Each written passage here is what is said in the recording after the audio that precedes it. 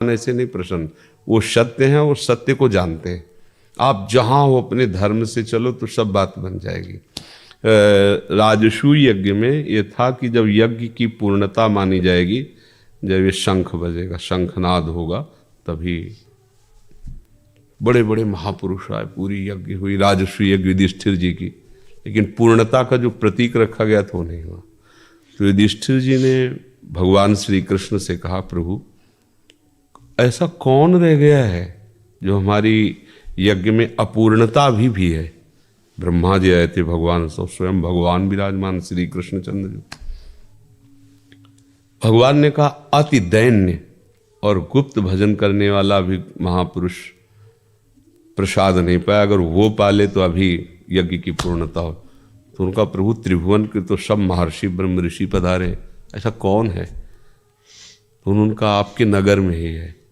हमारे नगर में इतना महाभागवत रहता है बड़ा, और हम आज तक जाने नहीं। बोले जाने के आपके घर भी आता है। कौन है प्रभु?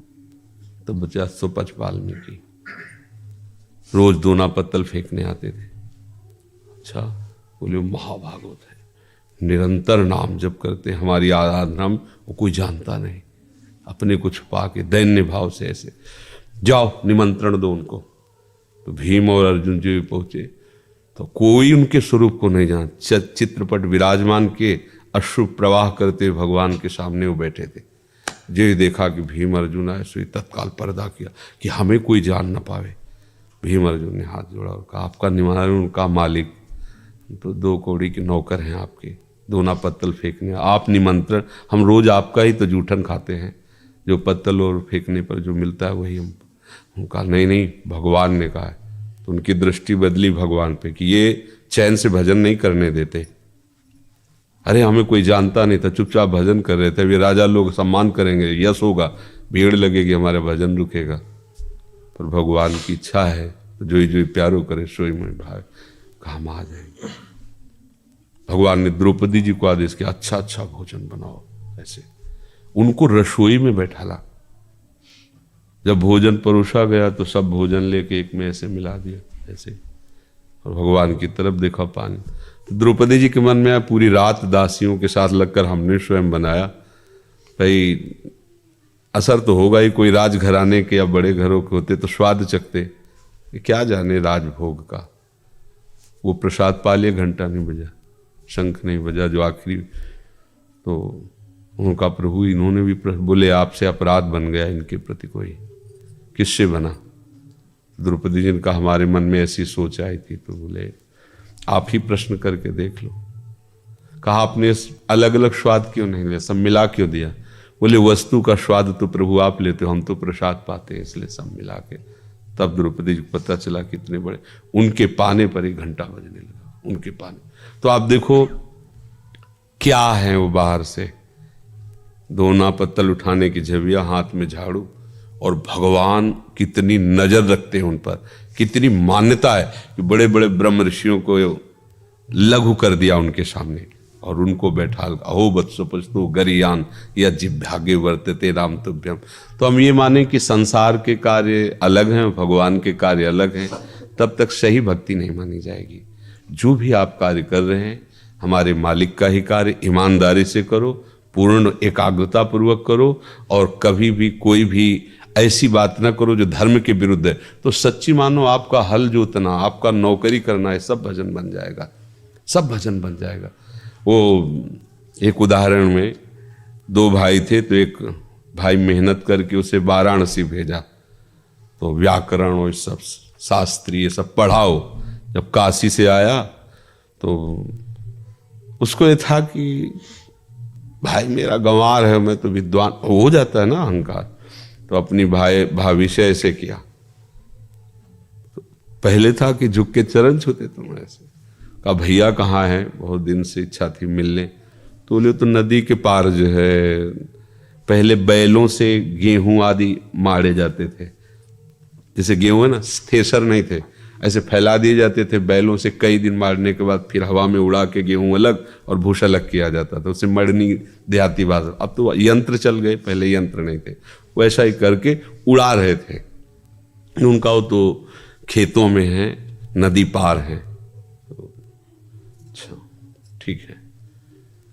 तो उनका नदी पार हम कैसे जाएंगे? तो उनका कि हमें तंत्र विद्या भी सिखाई गई है, ऐसे राख ले मन पड़ा, बोले ऐसे नदी में डाल देना, थल की तरह चली जाओगी जल में। बड़ा आश्चर्य हुआ वो जब डाल। भाई के पास गए, बोले काशी से भाई आया है और वो आपसे मिलना चाहते। भाई कैसे? घूम के आने में तो बड़ा समय लगता। तो उनका उन्होंने राख दे दी, पर वो आने में ही खत्म हो गई, हम जाएं कैसे? तो उन्होंने भूसा दे दिया ऐसे कि जा। वो भूस भी वही काम किया ऐसे। जब वो गए, भाई ने उनसे पूछा कि आप आई कैसे? तो उनका तुम्हारे भैया ने भूस दे दिया था। वो आश्चर्य हुआ। जब वो आए तो उन्होंने ऐसे किया, नमस्कार। पिता की तरह बड़ा भाई मेहनत करके उसको पढ़ाया। ऐसे वो था ना कि भाई मैं पढ़ा लिखा हूं, जैसे आजकल के बच्चे ना अमेरिका आदि से पढ़े, अपने माता पिता को हे भाव से देखते हैं। अगर कोई परिचय बतावे तो गलत ही परिचय, ये नहीं कहेंगे हमारा पिता है, और अन्य परिचय बताएं, क्योंकि उनको लगता है हमारी बेइज्जती हो। कहाँ हम इतने वीआईपी, कहाँ वो बूढ़े ऐसे।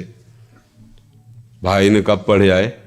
बोले हम पहले आपसे प्रश्न करते कि हमने तो तंत्र विद्या भी काशी में सीखी, उसी के फल से राख आपको दी, पर आपने क्या, आप तो हल जोतते हैं, फिर आपके भूस में कैसी? बोले एक एक चेष्टा भगवान को समर्पित करता हूँ, उनका नाम जप करता हूँ। जो तुम पढ़ के आए, मुझे बिना पढ़े सब समझ में आ रहा है। तुम अभी अज्ञानी हो, तुम्हें बिल्कुल ज्ञान नहीं है। हम समझ रहे थे कि तुम वास्तविक पढ़ाई पढ़ रहे हो, नहीं। उनका आप ये कैसे कह सकते हैं कि हम अज्ञानी? आप बोलो किस शास्त्र की बात? बोले हम सीधी बात बताते हैं, विद्या विनयम ददाति। तुम्हारा विनय ही नष्ट हो गया, तुम ऐसे कर रहे हो। पहला ही लक्षण दिखाई दे रहा है, विद्या विनयम ददाति। जो विद्वान होता है, पढ़ा लिखा, वो दैन्य होता है। तुमने वो है नहीं, तो क्या पढ़ाई तुमने पढ़ी?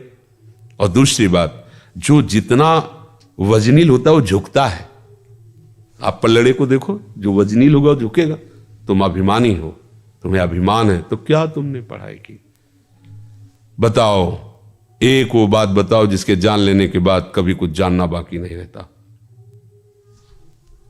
एक केवल शब्द में बोलो जिसके जानने के बाद कुछ जानना बाकी नहीं रहता।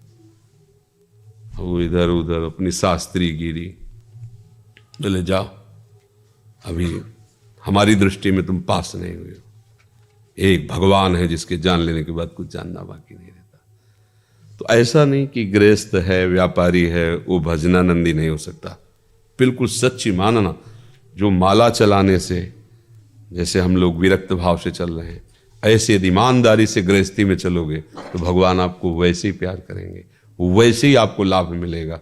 इसमें कोई अंतर नहीं। पर यह है कि फिर ईमानदारी से भजन करते हुए हमारा समय बड़ा कठिन है। घर में भजन करना, देखो लड़का बच्चा परिवार सबकी कोलाहल, सबकी इच्छाओं की पूर्ति करना, उसको ये बना के देना, उसको वहां जाना, उसकी, और उतने में भजन कर लेना, तो भगवान उसको बहुत प्यार करते हैं कि संसार के कार्य में रत रहकर भी मेरा भजन किया।